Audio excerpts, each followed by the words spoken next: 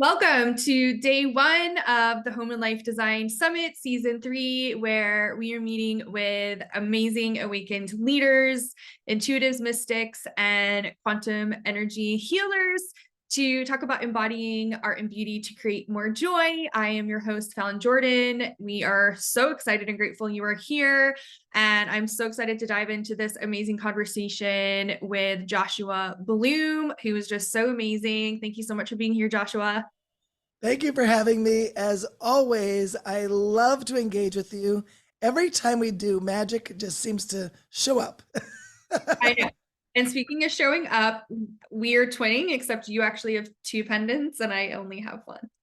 Oh, that's it. We'll have to take care of that. I love it. And you'll notice that I have this on in all the interviews I wear every day. It's Joshua's quantum energy transformation pendant. It's created magic in my life. And all the people who literally stop me on the street to have conversations about it, which is amazing. So I want to share a little bit more about Joshua before we dive in. He is an internationally acclaimed, trusted authority on quantum transformation, #1 best-selling author of The Ultimate Answer is Inside, which has a foreword written by Dr. Bruce Lipton, who I know we all love and adore. And Joshua also is executive producer of the cutting-edge film, The Ultimate Answer is Inside. And he's developed his own modality called quantum energy transformation that invites extraordinary empaths and intuitives to go inside themselves to access the quantum field. And using things such as this pendant and his meditations are some of the ways he does that. Thank you, as always, for living your purpose and helping us, because I know if you are here listening, you are an empath, you are sensitive, and you are needing some more tools and strategies to have more joy in your life. So I'm just so grateful for Joshua living his purpose and helping us do that with his amazing quantum energy. So thank you. Absolutely. Well, joy is one of those interesting words that we use because joy in itself is an experience of energy. It's like an energy. I know we think of it as an emotion, but I think more so, joy is like an energy that we can like bathe in. You know what I mean? Yeah, And, totally. and so when we think of it from that point of view, rather than, oh, I feel joy, rather than that, it could be, I jump into joy. I feel the energy of joy. And as we feel that feeling, it can change how we move forward in our life. You know, what moves us to the next thing in our life is the energy that we're in. So whatever energy you're in now, that's what you move into. The next thing that you're moving into is with that energy. So if you're in like a bad state or you have a lot going on and you're overwhelmed or whatever that not so good feeling is, and you move into the next thing, you're bringing that with you. So when you jump into joy, for example, and then you move forward, you have a very different experience. 100%. And I love how you said that, because I feel like everyone here they do experience joy, and there is some like weird energy stuck stuff happening, I know, in August. And so all the tools and strategies that we can learn, the better. So we'd love to hear a little bit more about the quantum energy transformation and what makes that different than maybe some of the other work that the listeners have done related to energy. Well, I'm going to relate that to what you just said, because what you just said was that there's a lot of stuff that happens that throws us, blah, blah, blah, as I'm saying it, throws Exactly. us off track, right? If I could say that, right? Yeah. So as things throw us off track in our life, we need something to get us back on track, because we don't do well when we get off track. It's sort of like this. When you wake up on the wrong side of the bed, it never becomes right. You have to go back to sleep and wake up on the other side of the bed, and then you're good again, right? Yeah. So it's like getting ourselves to get back into the groove after we've been off is very, very difficult. That's why having a tool like the QET pendant and quantum energy transformation to put you back on track fast and easy is really, really key. And that's the thing. We tend to, as empaths, intuitives, energy workers, light workers, we all tend to move forward really great when everything is perfect. Right? Yeah. But once something once we bump up against something, once something becomes difficult, somebody triggers us, we pick up information from something or somewhere, something happens that just throws us a little bit. It's really not a little bit. It's a lot of bit. Yeah. We get thrown a little bit bigger than most people do because we're more sensitive than most people are.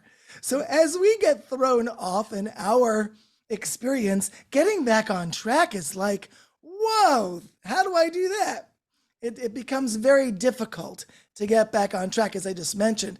But the key is some very simple things can put us back on track where we don't have to be out of balance for so long.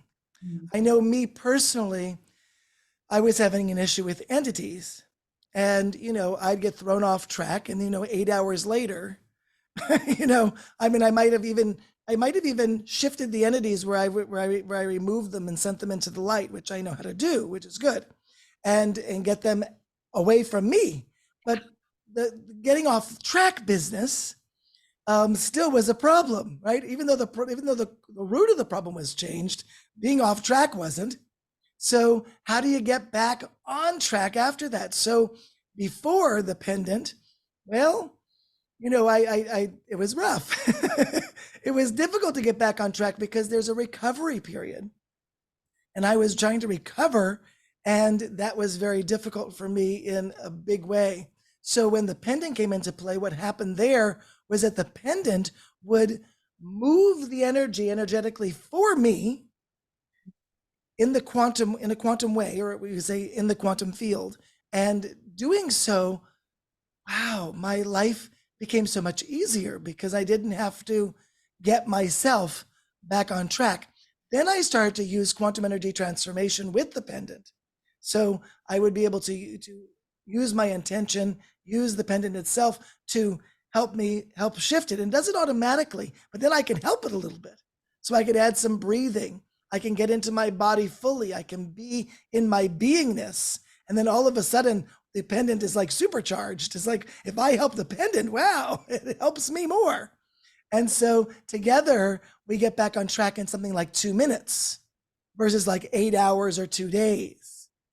So it's just amazing what's possible. I think the thing is that we as empaths don't have either enough tools or the right tools to be able to keep moving forward, to stay on track, and to be able to recover from those things that throw us off.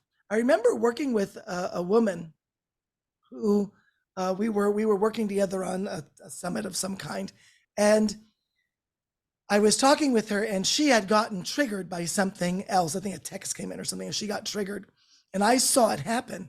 And I'm like, I know that if I let her continue this trigger, she's going to be triggered for hours, if not days, on this.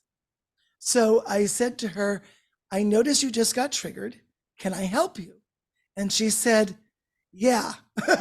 She's like, yeah, I think that would be a good idea, because she knew she was already in trouble.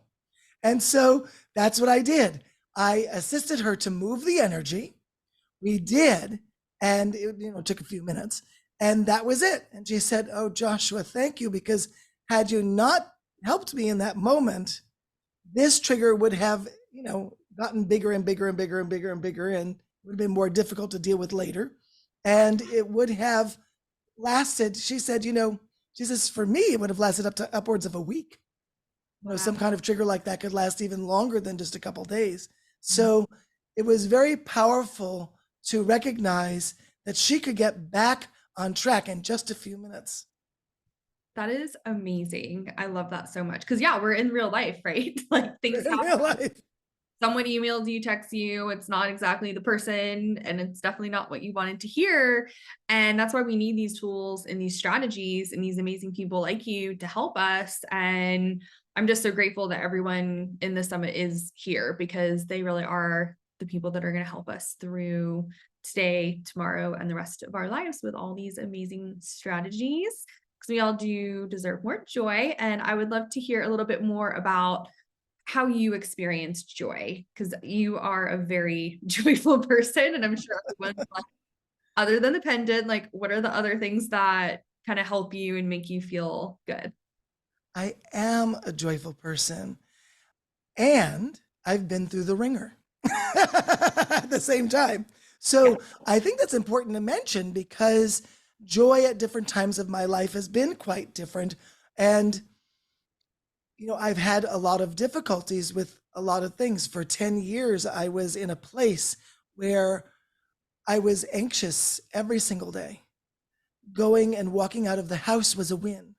I mean, that was like a win for that was like, if I did that, my whole day was great, because that was at least a win that I could appreciate, because there weren't very many wins, considering I was anxious all of the time.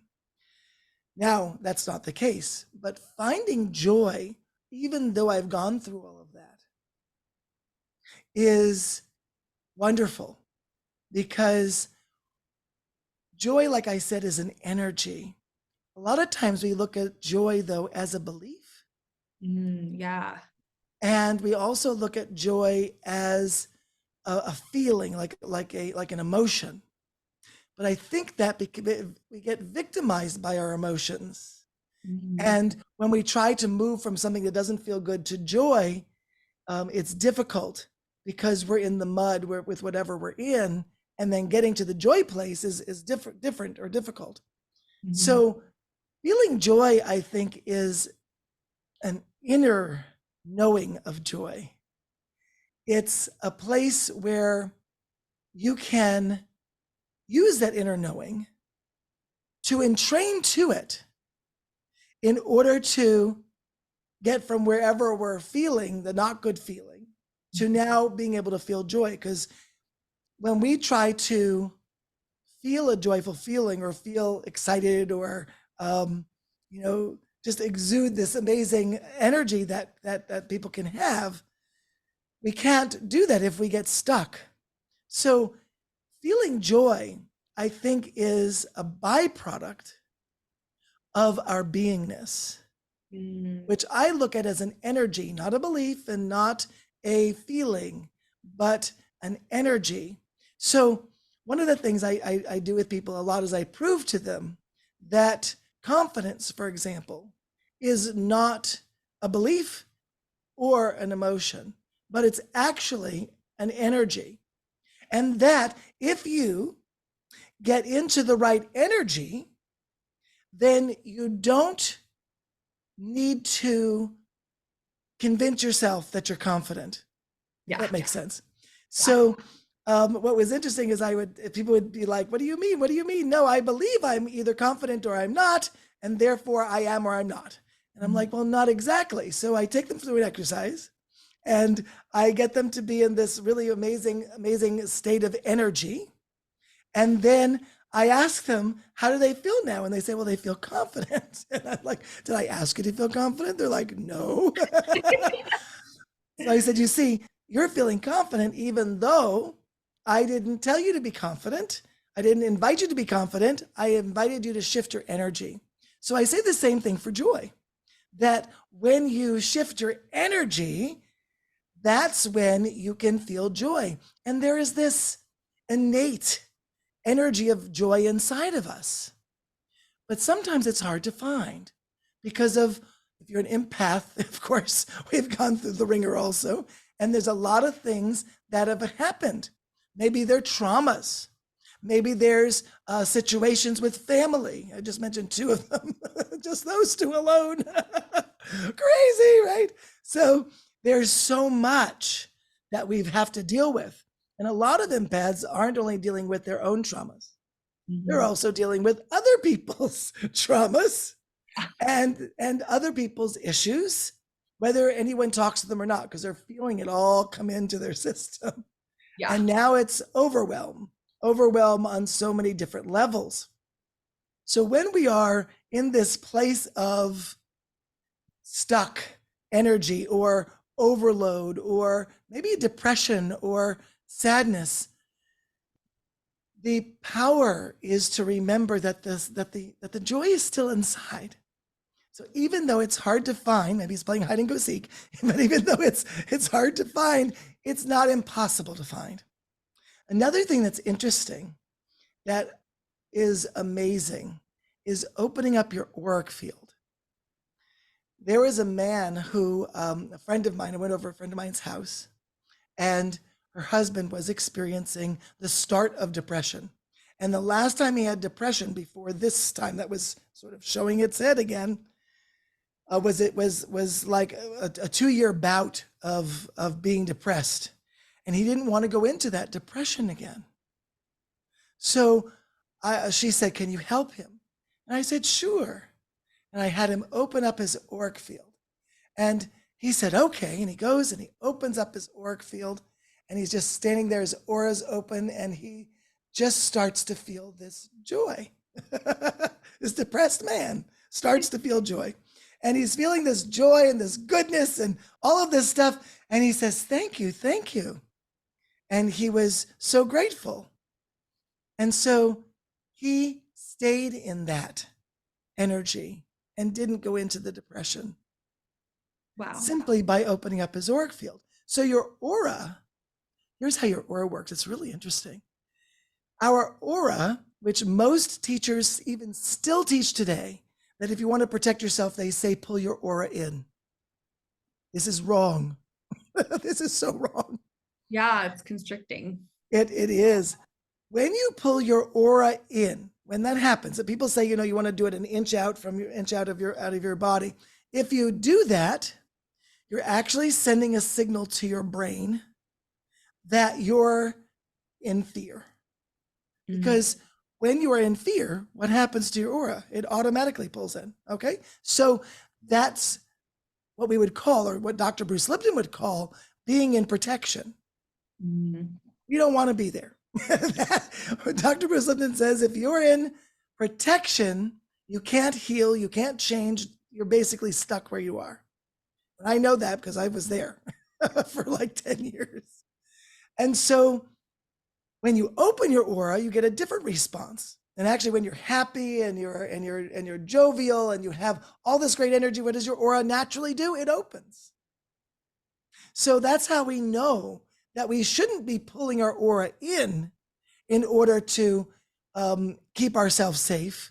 That keeping ourselves safe is actually opening your auric field, because it puts you into the mental, emotional, and energetic state that you need to be in order to feel your best and be able to handle any situation in the moment to the best of your ability. I love that. And it's like using your own light to create more light.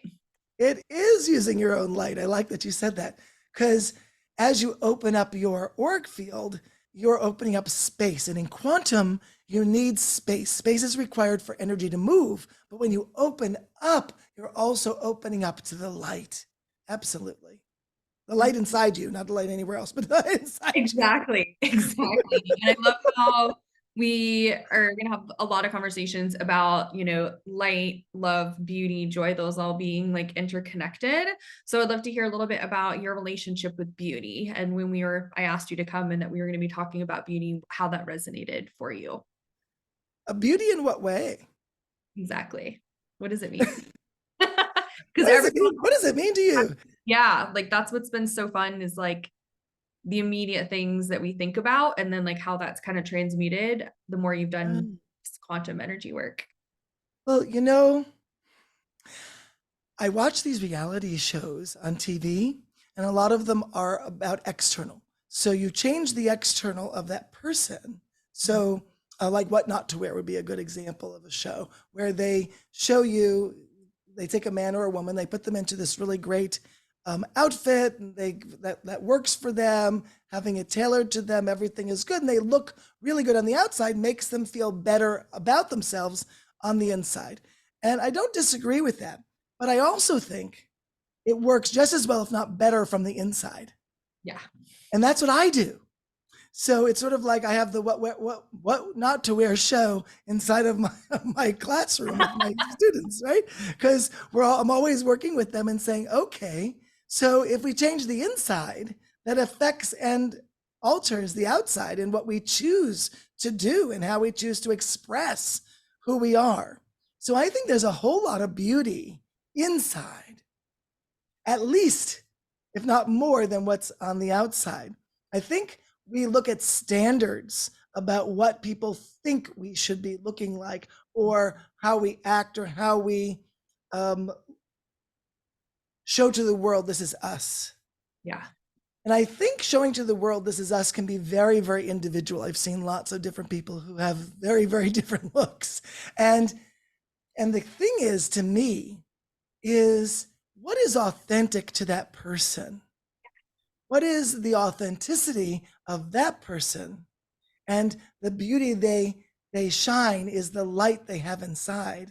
So when you see somebody and you're like, oh my God, they have this really great light, it makes a difference. A good example of this is I went to Starbucks many, many years ago. And this is a time where I was working on myself and trying to, shine my light as big as I can. And I walked into the Starbucks, and this young woman, she's probably around, I don't know, 18, 19 years old. And I was ordering some tea. And she said to me, hi, may I help you? And I said, sure. And I didn't really get to say much else, but she says, you look so happy. She says, you look different than anybody else who's come in today. And I thought, wow, she's noticing something. She noticed that I actually have been doing my work. I've Yeah. been I've been walking my talk, right? I've been doing everything that I can to shine my light, and finally, someone has seen it. It Yay. was so good. So I felt really excited that she saw it, but I was also excited about that she noticed. I was Mhm. like, wow, look at how interesting she would see everybody else coming into Starbucks. But then when I come in, she says, wait a second, there's something different about this guy. And that was a really neat thing, because she saw beauty in me beyond what I looked like, but the beauty within me, and how happy I looked. And I thought, isn't that neat? Also, as the people walk in with Starbucks, they may not have been doing the type of work that I was Yeah. doing. But very interesting how she noticed that. It's very, very powerful. But I do think that the beauty of ourselves is the light that we shine, is the authenticity that we present. Not everybody presents their authenticity. A lot of people don't feel they're allowed to show who they are, or who they be, or how they choose to engage their life. So they pretend to be someone they think people will like, or they pretend to be different people. I remember when I was much younger, it would be a bad thing if different groups of my friends and family would see me all together, because I was not the same person in one place and I was with other people. Like, for example, with my family, I wasn't the same person that I was with my friends or certain groups of friends. So other friends, I was a different way. Yeah. So it was a very interesting me at that time in my life. I was very young, and I thought this was important. But then, I couldn't introduce certain groups of friends with people, because then I couldn't be two different people. So that was a difficult game for me. So at some point I recognized this, and I said, I don't want to be anyone but me.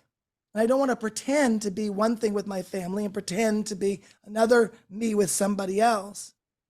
And so I brought them all together into the real authentic me. And since I did that, my life changed. I thought that actually being me was going to be a problem. And then I noticed that when I was really me, that I had more friends. I had more people who liked that me better than any of the other me's I was pretending to be, you know? So I think it started out in junior high school. When I was in junior high school, I was picked on a lot by other kids. I kind of went into the school year, not in the school year, but I came in the middle of a grade into a school, and that's not always good to be the new kid. So that didn't help. And so when I was in that situation, and I came from New York, so I was in New York, I had no problem in New York, had a great schooling in New York. And while I was in junior high, I didn't really like that. For 2 years. It was a struggle. I didn't like the kids. I didn't have a lot of friends there. My friends were outside of that school, so I had friends, but they just weren't a part of where I went to school. So when I went back to New York, everything went back to A-OK for me.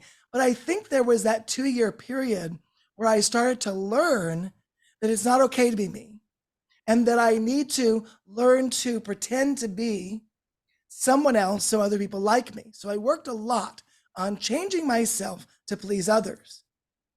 And that was a tough time for me. But when I went back to school in New York, it was a whole different experience. And I didn't have any of that stuff that came from the junior high school experience. So now I was in high school. So it was a very different experience there. Everyone accepted me for who I was there. And I was able to relax and really be me.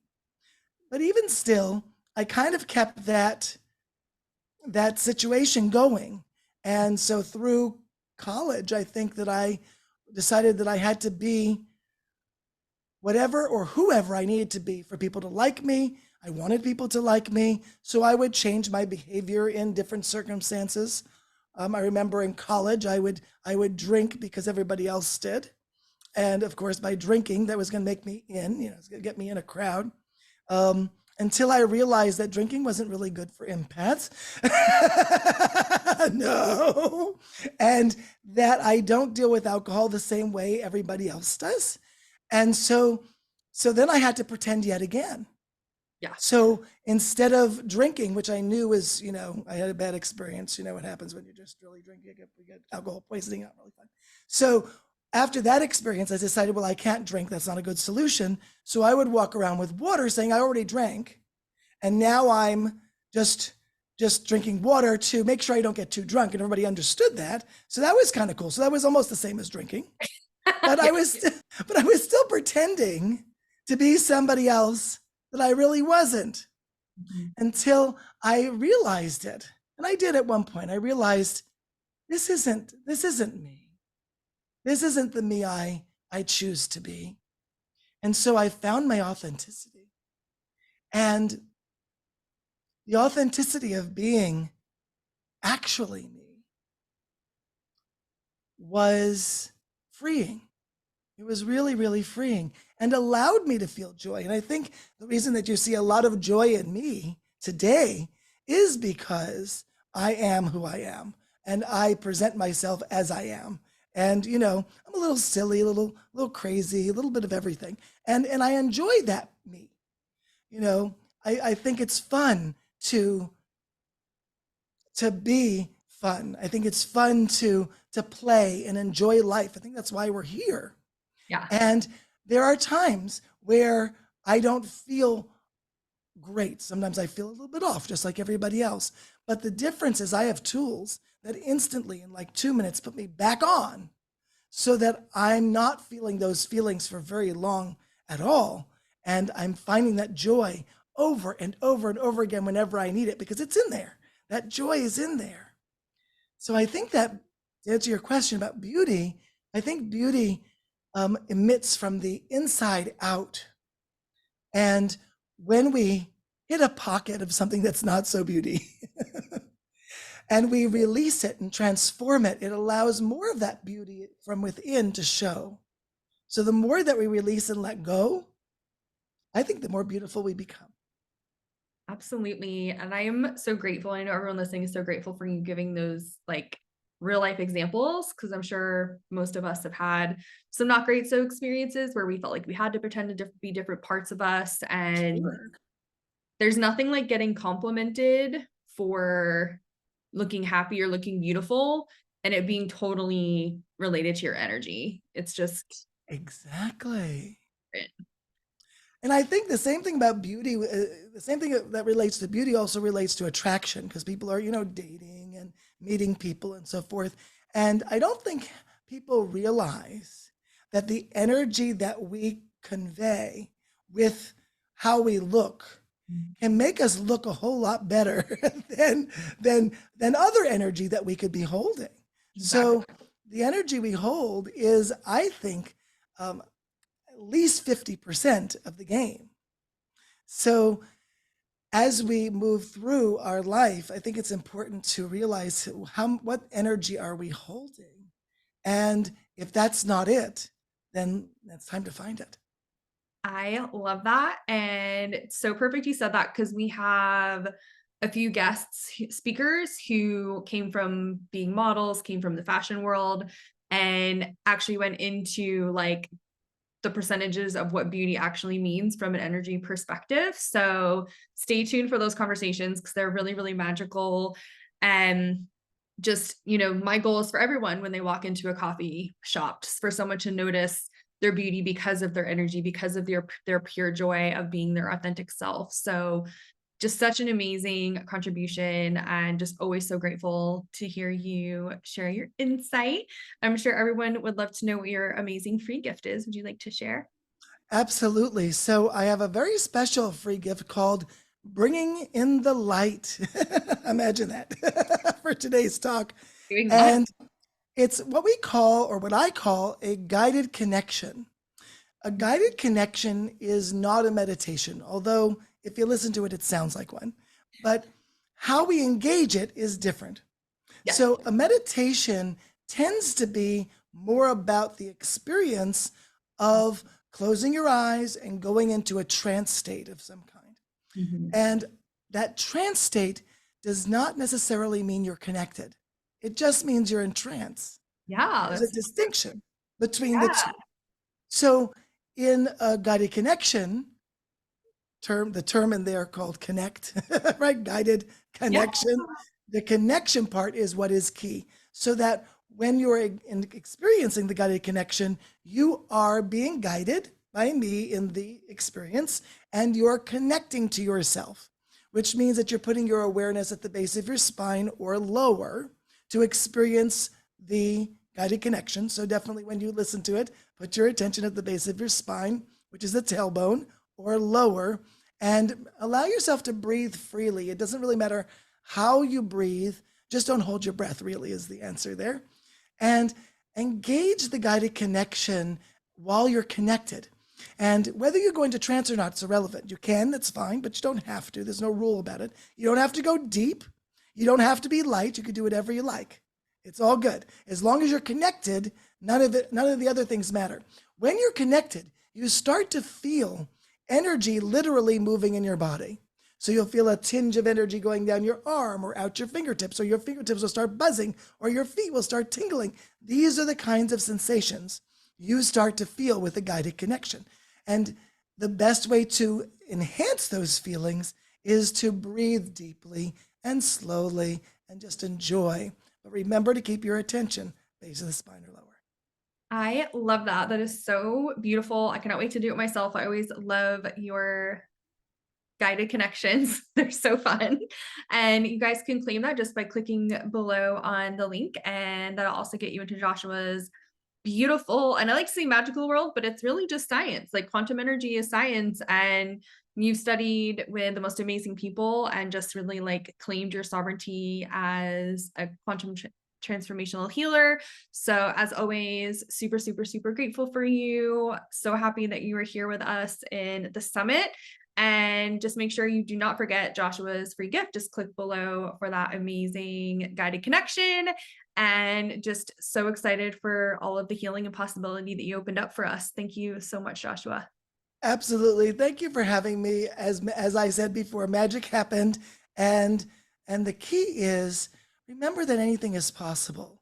You have the power to create whatever you choose. Allow yourself to be that authentic you and live your life with joy and ease. Amazing. Amazing, amazing. So grateful for you. So grateful for everyone who is here. We'll see you in the next amazing conversation. And I'm so excited that you're here. See you soon.